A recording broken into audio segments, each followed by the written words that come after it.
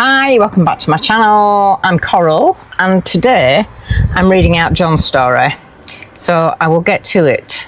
Hi Coral, I'm a new subscriber to this channel, but as you know I've followed your other channel since finding you in the dark days of lockdown. As I've inferred before, I found myself on the slippery slope a few years ago. Here is my story. I started drinking around 14 years old by getting older males to buy beer for me. By the time I was 17, I was in the pub most nights. The landlord knew me and turned a blind eye to me being underage, plus I was a very good customer. Most of my wages went on beer, but then again I was young, so perhaps that was the way it was meant to be. No responsibilities, I suppose. When I got married in 1975 to my first wife, I was too young at 21 and should never have got married. I realised that before the wedding, but all the arrangements had been made, so I went through with it. Big mistake. I couldn't afford to drink a great deal at that time because I had little money and a mortgage, but the weekends I usually managed to get bladdered at least one of the days to blot out the crap life that I was living. I quickly found out that getting married was easy, but staying married was hard. But found that it became bearable after a few beers. Well, quite a lot actually. When I started my own business in the mid-80s, I suddenly had quite a lot more money than before and began drinking every night after work. By this time it was usually wine, so it's progressed from beer to wine, so it's got stronger. My ex-wife could put it away too. Saturdays and Sundays were usually the biggest drinking times, with at least 3 to 4 bottles of wine Saturday and Sunday night. As my business became more successful and that pressure mounted, I found that I was having an odd brandy in the evening while working in the office because I deserved it. So he puts it in inverted commas, well, in brackets actually, but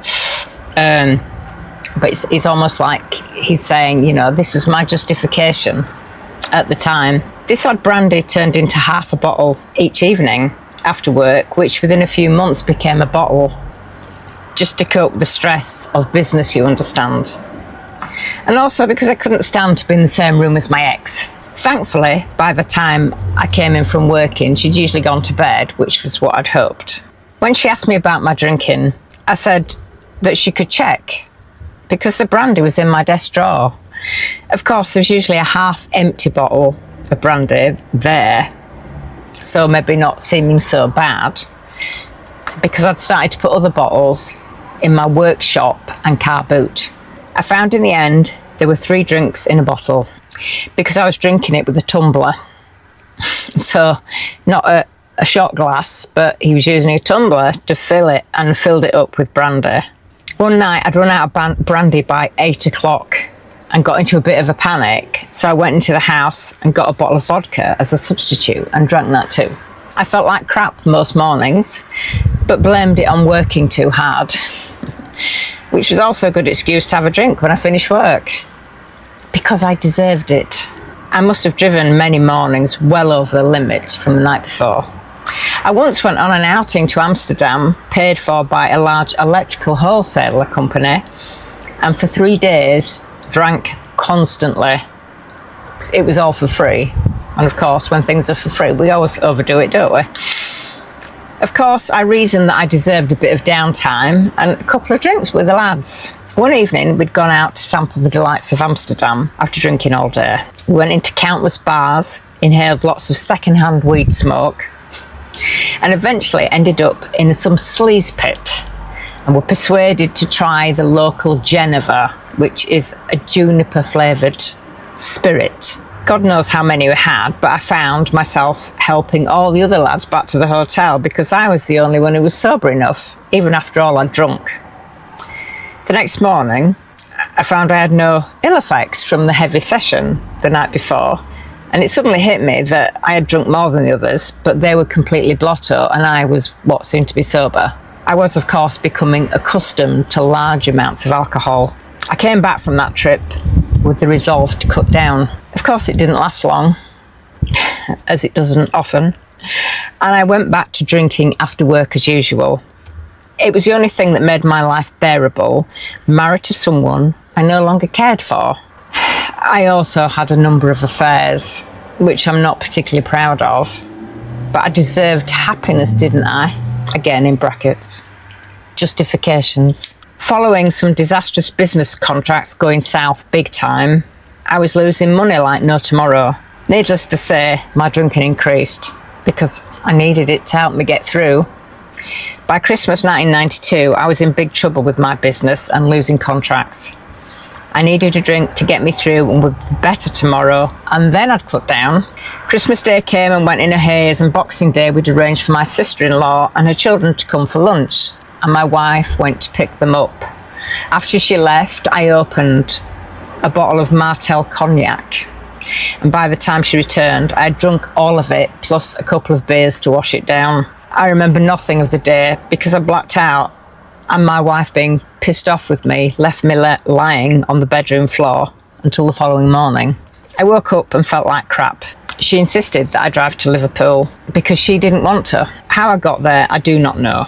It was a good 3-hour run. If I'd been stopped, I would have no doubt lost my licence. I spent most of the time at my friend's house asleep on the sofa, and John asked himself, was I an alcoholic yet? New Year approached and we were going off to a sister's in Stoke-on-Trent. I did manage to not drink too much the night before. I went off to her sister and husband for the day and to see the new year in. It was the worst New Year's Eve I'd ever had. Not for the fact I didn't particularly like her sister or her boring as shit husband, but because I couldn't have a drink because I had to drive home. When we got home, my wife had had a few, so made an awkward advance to me, which I rebuffed because in all honesty I didn't fancy her or want to be there. Later, she came through and asked if it was because I was having an affair. She'd never asked me before, even though I'd been deceiving her for 2 years. So I didn't lie. I said yes for about 2 years. Fans and shitty stuff started flying. I won't go into the gory details at this point, but fast forward 3 months. I'm living in a one-room bedsit with 4 black bags full of clothes. I have a car that is on lease, and I'm trying to run my business from a 3rd floor, one-room office sublet from a business friend. Long gone with the heady days of American holidays, flying first class and hiring white Cadillacs to drive around America. I was back on my own and working every hour God sent. I receive a £15,000 tax bill. I really need a drink. I was having an affair with a lady who'd been my secretary, but we'd split up. I was falling apart, but somehow still holding on to my business by working every hour possible. I would start around 7 in the morning and could be found in the office, sometimes at 2 o'clock the next morning, trying to sort out an absolute mountain of paperwork. I needed a clear head, and also had next to no money, so could just about afford food, and certainly none left for a drink, because if I had a skinful, I could lose the little I did have. I was living on coffee and nerves. I was still employing 3 people and managed to keep them going to keep my business afloat. I was slowly drowning in paperwork, hard physical work and exhaustion. One day, on the way to a job, I spotted my lady friend, who I'd been having an affair with, walking down the street. She had a haunted look on her face and seemed like she was in a daze. She saw me and I saw her, but I drove past. I'd gone about a quarter of a mile the opposite way and then stopped and turned the car around. I drove back hoping to see her. I saw her in the distance and my heart missed a beat, to be honest. I was unsure what to do. I stopped in front of her and thought, I have to see her one last time. She'll either completely ignore me, tell me to F off, but at least I'd know it was over then. When she got level with me, she reached out and opened the passenger door and got in. She turned to me and said, where are we going? I just drove on with her beside me. I can't even remember where we went, but I just drove around for a while. I know this sounds a bit corny, but it's how it played out. I realised that I could not live without her. I found that the feeling was mutual. From that point on, things started to get better. She was still married and had 3 sons and had another job, but used to come back to my office in the evenings and help me free of charge to try and get my business back into some semblance of order. She even used to bring me food parcels. It was not an easy road back, but eventually she left her husband and bought a house of her own. We still didn't live together, and I eventually bought an old shop and lived in the flat above it. I won't go into every detail or people will fall asleep.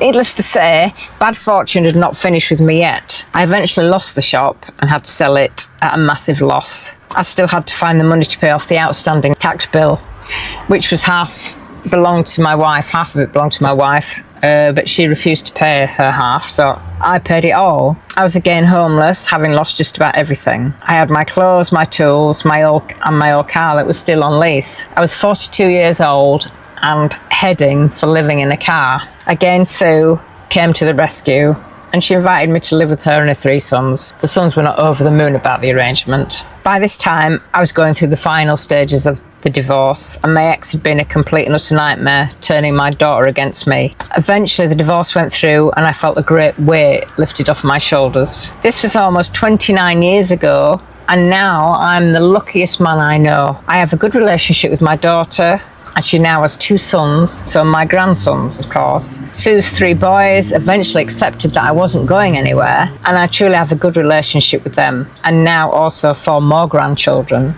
who are not my blood, but I love them like my own. And of course, not forgetting Sue, my saviour. Without doubt, she did save me, because without her, I think I may have slipped down a slippery path. She's given me unconditional love, and never asked for anything in return. Of course, a lot of life happened between me getting a divorce, and it had its ups and downs, as life does. But to be honest, if I told the whole story, although absolutely fascinating and spellbinding, not, then this story would run into at least 3 episodes of Coral reading it out. And I wouldn't put you all through this. However, this is not the end of the story. I'm 71 years old now, in August. Happy birthday, John, for August, whenever. And I've been married to Sue for 27 amazing years. I recently had some life-changing news. And at 70 years old, you think you're unshakable. But how wrong was I? I was told that my father, who I love dearly, was not my father, but a family friend I called Uncle Harry. My whole world was rocked and suddenly shifted sideways. And all the things I knew for certain were in fact a lie. My 2 brothers and sister won't even speak to me now. And of course, are only half-brothers and sister. My first thought was, I need a drink. The temptation was very real, but once again, Sue to the rescue. She's been the most amazing support, talking it through with me and listening to me waffle on, and did her best to help me accept this news. I didn't have a drink and blot it out, but I certainly felt like reaching for the brandy, which, by the way, I haven't touched now for almost 30 years. If I did, I'd probably be sick.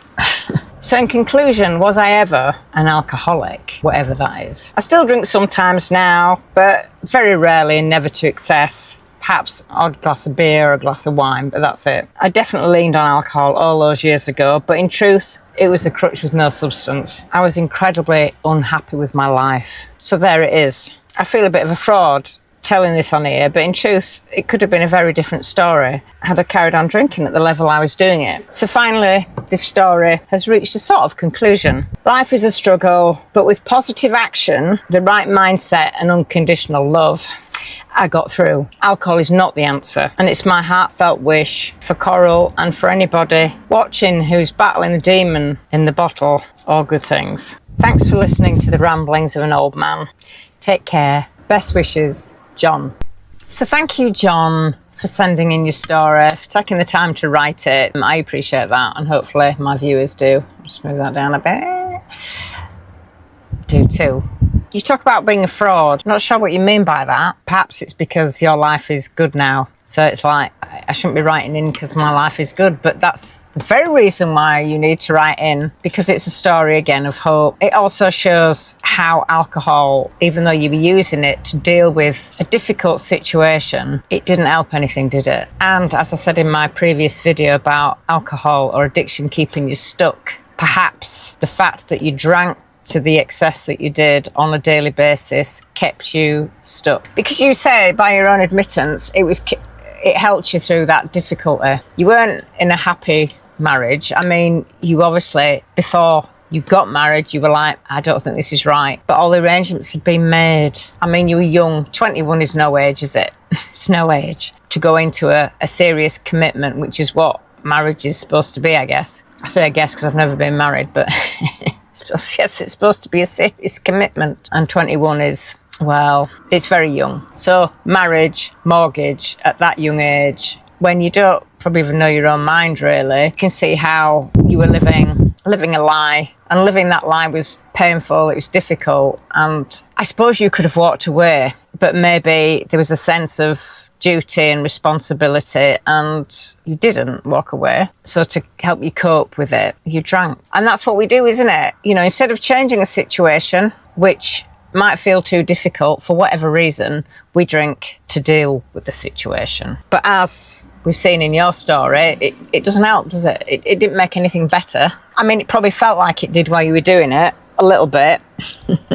But we can see ultimately it didn't help anything. You talk about hiding booze and lying about it, something else that addicts do. I've hidden alcohol as well, and how your tolerance grows, and how you realised after your Amsterdam trip that actually I've drunk an awful lot of alcohol, and yet it doesn't really seem to have affected me that much. So, but maybe I better cut down. And we have that resolve, don't we? I've had that resolve. I will just have 2 drinks, that's it. It never works like that, because one drink, if you've got 100% resolve, I think I'll just have 2 drinks. You have 1 drink and that resolve reduces a bit. So it might be down to 80% now. And it's like, I'll just have 1 more, and then that'll be it. And then it reduces it to maybe 60% or 50%. And then it's so much easier to have another one. And after 3 or 4 drinks, it's like, yeah, tomorrow I won't drink, but tonight this is what I'm doing. And we justify it. And there was a lot of justification in your story, wasn't there? You know, you were stressed out, you were unhappy in your relationship, you had problems, and that was why you drank. And again, that is something we do. But you did get to a point where you thought, I've got too much to lose. You were managing to just about hold it together with your business. You didn't have a lot of money anyway, but you realised that I'm pretty low down now. I've lost my home, my fancy holidays. I've got really, you know, some clothes, and that's about it. And managing just about to keep my business going. I can't risk losing that. And I think we can get to a point sometimes, if we don't feel like we've got anything in life, we might feel that we've nothing to lose, which is important to think about. If you stop drinking, you need to try and find positive things to fill the gap that alcohol once filled. Otherwise, it's like there'd be no incentive to keep going, to keep sober, I think. So yeah, do some positive things which can make you feel good. You remember that feel good or that good feeling, and that's something to hold on to. But if you don't have any of that, where's the incentive to stay sober? So again, you keep yourself trapped in a problem, don't you? By drinking, you're keeping yourself trapped. You probably felt trapped in that relationship, but you drank and had affairs and justified all that because you were unhappy, you know, saying, well, I deserve to be happy, don't I? But the alcohol certainly kept you trapped in that, didn't it? It seems. Life-changing news at the age of 70, 71.